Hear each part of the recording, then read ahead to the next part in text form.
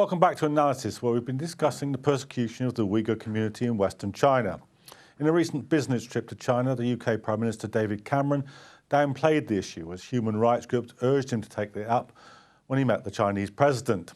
So is there anything more that the international community could be doing to highlight the concerns about China's actions in the region? Remaining with me to discuss this are Enver Tohti Bugda, former president of the UK Uyghur Association, and by phone we're joined by Brad Adams. So, Anwar, do you think that this is something that Cameron should have focused on when he met the Chinese leader? This is quite difficult thing to do because David Cameron he has to care about there's 60 million of British people and the economy, the pocket. So that's why they want to go to China to do business with the Chinese. And he might gain the political vote for the future. But if we look at these things, what happened that in a period to Second World War, that Western countries, they allowed the Hitler to behave. And what happened was he brought whole Europe into war, not whole world into war. Well, that's a powerful analogy. Just let me put it to Brad Adams. How much is this just straightforward? The Chinese have got the money and Cameron isn't interested in doing anything that stops him getting his hands on it? There's no doubt that that's what happened on the last trip. George Osborne went before him, the chancellor, and he was on message the whole time, downplaying any problems between the two countries. And Cameron clearly made a commitment to the Chinese before he went that he wouldn't be raising difficult issues. It's pretty ironic because he had just done exactly that in Sri Lanka at the Commonwealth Summit, and he deserves credit for that, where he raised the problem of the Sri Lankan army having killed as many as 40,000 civilians at the end of the war in 2009. And it does point out the fact that Britain and much of the rest of the world have different foreign policies for great powers and small countries. And the sad thing, and I think the confusion really is that China needs the rest of the world as much as the world needs China. And if China doesn't have a market, its economy tanks. All its cheap exports are of no value if they can't get to markets. And so the British government, the French, the Germans, the Americans, you name it, they have cards to play here, but they seem to be captured by different trade interests. So it becomes more important to them to sell Boeings and Airbuses on a particular trip and be able to announce 1,000 new jobs, 500 new jobs back home than it is to address the needs of millions of Uyghurs or millions of Tibetans in China who are. Well, just let me ask you about Tibet because Cameron has said a little bit about this, and that made the Chinese pretty fed up with him for a while. And do you think that the silence here is that we did this once, we got our wrist slapped, and we're not doing it again? Yeah, Gordon Brown also met with the Dalai Lama. He tried to be cute when he was prime minister. He met him at Lambeth Palace instead of at Downing Street. That made the Chinese no less angry. And the reality, if you look at this over as long as I've been following this, which is longer than the average government, they come in and they learn these lessons anew, every government. They think if they're nice to the Chinese government, if they make personal friendships, relationships, if they don't talk about Uyghurs or Tibetans or meet the Dalai Lama, that things will be fine. And they also think that they will suffer if they do. But the reality is that Chinese base their relationships with other countries on cold, hard empirical facts. If they want to make a business deal because they need Rolls-Royce engines for their airplanes, they're going to do it. And all the talk about penalizing David Cameron was really phony. Nothing bad happened to Britain, just like nothing bad happened to Angela Merkel a few years ago when she met the Dalai Lama and the Chinese said they weren't going to trade with Germany. In fact, Germany is China's biggest trade partner in Europe. So, I mean, funnily enough, for a Tory government, they ought to be a bit more hard-headed about the business and assume that they can then say some things that they ought to say politically. I think if they have things the Chinese want, business will continue. Britain doesn't manufacture a lot, and the Chinese have certain gaps in their manufacturing base, and they need to import things. That's one of the reasons why the Germans do so well. It's not because Cameron met the Dalai Lama or raised human rights. that they haven't been selling as much. It's because they haven't got that much to sell. Anwar, do you think that also part of the equation is this, that there has been a prolonged campaign about Tibet, that is to a certain degree in people's consciousness? Do you think there's a battle here to make the plight of the Uyghur people at least as well known as the situation in Tibet? This Western perspective on this issue is quite different from what we are thinking about this. And as I mentioned, that a Chinese Communist Party, there's no difference with that Nazi regime during the Second World War. And the Chinese Communist Party actually is having a ruling crisis of his own power. And there's so many uprisings inside China, 100,000 per year. And then what they are doing is try to show the Chinese people that, see, we have a lot of friends. See, when the David Cameron visited China on Chinese media, you can see that the Chinese people, they say, look, David Cameron, Great British Empire is begging us now. That is the Chinese way of thinking. And what this brings to the people living in China, regardless Uyghur, Tibetan, or Han Chinese, or Mongolian, that and the message to them is that the Chinese Communist Party or Communist government going to stay, because this Western action actually supporting this very bad government. And this is what we think. Brad, what's the United States stance on this? Is it any different from Cameron's? Well, you know, the U.S. is a bigger power, a little more confident, a lot more confident. It publishes an annual human rights report that is very strong in most years on Xinjiang. But you know, in bilateral diplomacy, human rights issues have moved down the pecking order below trade issues. And actually for the U.S., it's not so much trade as getting China on board on things like Syria, North Korea. In the past, it was in Burma. And basically doing high-level geopolitical diplomacy. And so, unfortunately, the Uyghurs have not had a fair hearing in Washington, D.C. for many years, except among some in Congress. And that seems unlikely to change because, you know, the problem facing all of us as human rights activists is that the West is going through tough economic times, and so they're prioritizing commerce. And as I say, if there are outstanding international issues like Syria that are burning, they want Chinese cooperation, and they tend not to want to antagonize the Chinese. And didn't 20 Uyghurs end up in Guantanamo Bay? Is that in any way a part of this discussion? Well, the United States has said that they will not send back any Uyghurs to China because they know that they will be persecuted.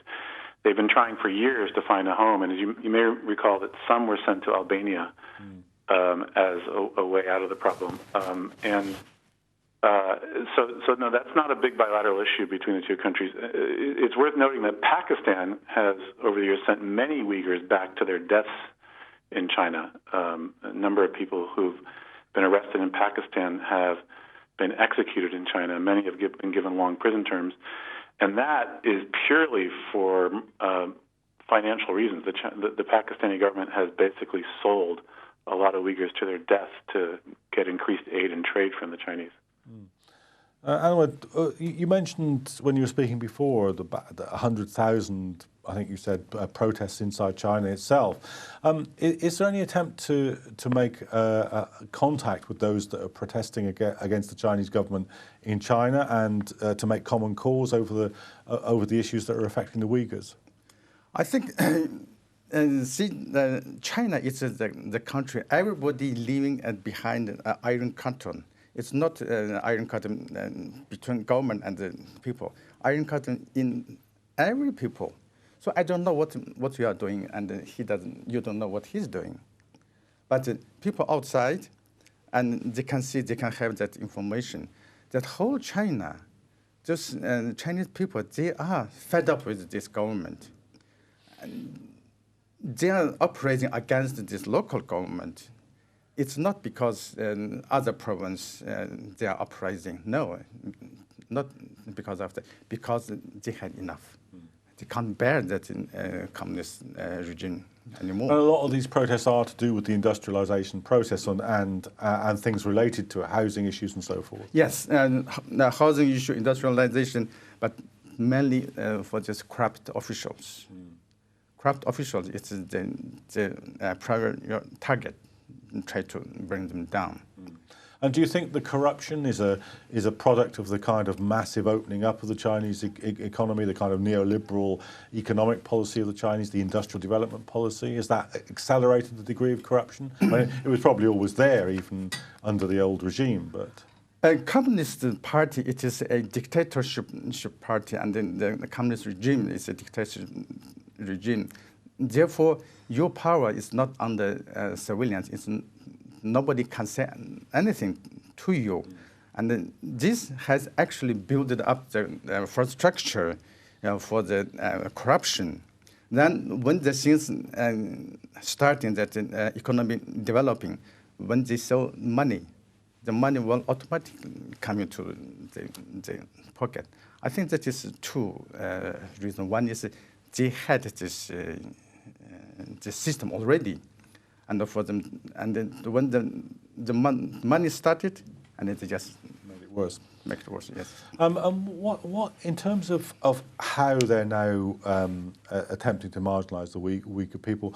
What is it that's happening? We mentioned it in the introduction, but can you tell us some more about what's happening with the marginalisation of the language? Again, this will come to that term that Chinese face problem, because they think if you don't speak the language I speak, that's wrong. That is their mentality. If you don't believe what I'm believing, it's wrong. Yeah, but the British government has pretty much the same view, actually. So, because they are feeling very uneasy when they don't understand what you are talking about. For example, me, when I back home, and I was a surgeon, and in the hospital, we have 12 doctors in the same department, only one Uyghur. When there's some other Uyghur patients come, and our conversation will be conducted in Uyghur, and the other doctor will say, please stop talking foreign language.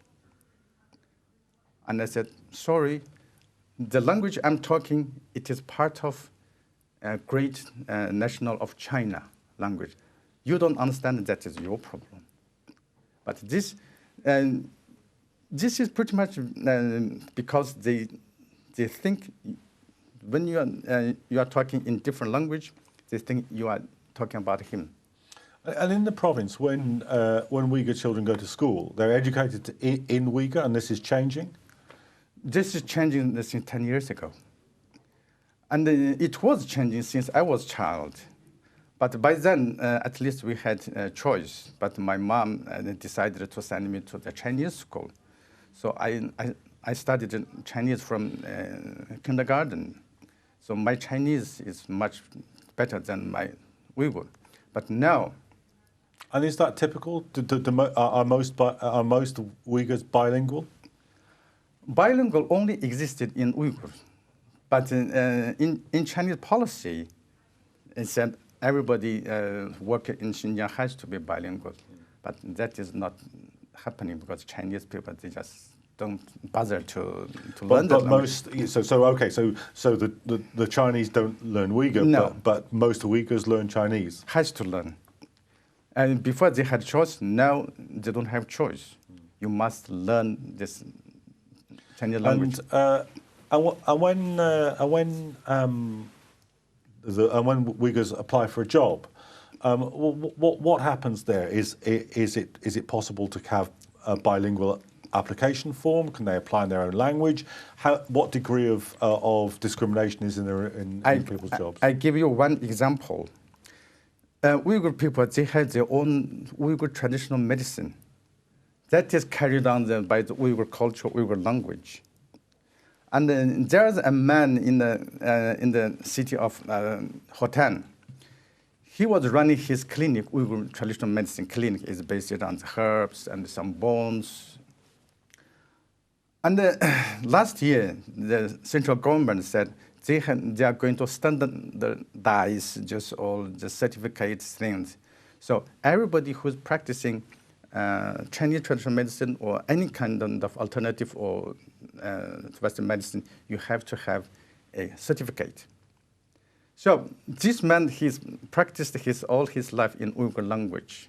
And this medicine only exists, the textbooks only exist in Uyghur language, but he has to take Chinese test. And he, of course, failed, and his clinic being closed. Well, what are the forms of opposition now among the Uyghurs? Is there an organisation that's resisting what's happening? Is there a figure emerging like the Dalai Lama?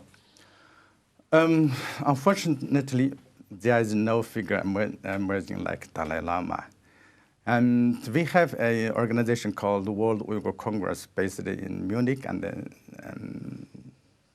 in United States. Our leader, Rebecca Kadir, who spent 8 years in Chinese jail and got out, and she's leading this course. Of course, after that, September 11, Chinese government, they put a label on us, all Uyghurs, they are terrorists. So we are having great difficulty in getting a fund or apply for fund to getting out this struggle course going. So pretty much I can say there's no opposition, strong enough opposition against the Chinese government. But what, sorry. No, go ahead. But what is happening inside Xinjiang? You can see that the July riot and recently that happened in Tiananmen Square. This pretty much down to individual, but also there's so many questions remained. Along the time passing about that July riot, there's more questions than answers. We don't know why, because those people during that riot, the first group of people got killed was those who carrying Chinese flag. This says a lot. It says we just want that human rights. We don't want that independence because we are carrying Chinese national flag. But Chinese government, they don't want you to see that. So first, they got killed. Then it was Chinese government agent stimulated these things, and it just turned into hatred between two nations. Before, we didn't have this problem. When you say about to the Uyghur organisation, is that mainly a kind of emigre organisation that exists outside the country, or is there a kind of connected organisation within the province? No, it's not connected. It's only operating outside the country, because Chinese government that rule, it's really strict. For example, if you go to Mecca, you cannot bring two Bible, Quran, only one is allowed. So everybody, especially Uyghur and the Tibetans, come from abroad, your luggage will be strictly searched. So you cannot bring anything. And in that situation where there's a level of repression which prevents political organisation from developing, do the mosques exist as centres of political opposition as well as places of worship? This is very interesting part because I'm doing more research into it. Before that July riots, there are many Uyghur people that are drinking beer in the street. After that, there are many more of them inside mosque pray. I'm not saying this is a bad thing, but there is a very fundamental problem in it because religion education is forbidden in Xinjiang. There is an Islamic college, but it's first they have to be educated by the Communist Party. So you have to be loyal to the Communist Party, and then secondly to Allah.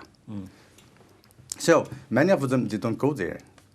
And what happens, these Uyghur people try to distinguish themselves from Han Chinese because of this repression. So they simply turn into mosque. And we don't have well-educated, well-qualified imam to teach them. So what happened here is they are learning Quran and how to pray by hearsay. Just hear somebody says. They don't have the text to read. And also, they are not learning the real spirit of Islam. They are copying Arab culture. And it is making them very easy to turn into extremists. Oh, where do you see the future lying now? Do you think that if China continues on its path of becoming a great power, that this will give it the space or the confidence to be able to deal with questions of autonomy, or do you think that will simply result in even more repression or continued repression? I think if Chinese government continue what they are doing now, the repression on the minority will be higher and higher. But what I believe in is that repression to their own people also is higher and higher. So just minority people, they cannot bring them down, just the Chinese government, but their own people might do. So is there, because I mean this is a long-standing question I mean if we look at many societies that have industrialized, that have authoritarian governments, then national questions or questions of autonomy often arise in those contexts. And part of the key is to make that connection between the people who are unhappy in the metropolitan country and those people who are being repressed as national minorities. Do you see that process beginning to develop at any point, or do you think it's simply too repressive for that to happen? I have to say I'm not fully understood what. Can there be a link between people who are the Uyghur people who are being repressed and people who are protesting, as you say, against the Chinese government, or is it simply too repressive for those links to be made? And it is too repressive because Uyghur people they stood up against that government. It's not organized. It is too repressive. It is. They cannot leave. The problem for Uyghur people is the matter of survival. Okay, well, I'm afraid that's where we're going to have to leave it on that crucial question of the survival of the Uyghur people. Do rejoin us for future episodes of Analysis.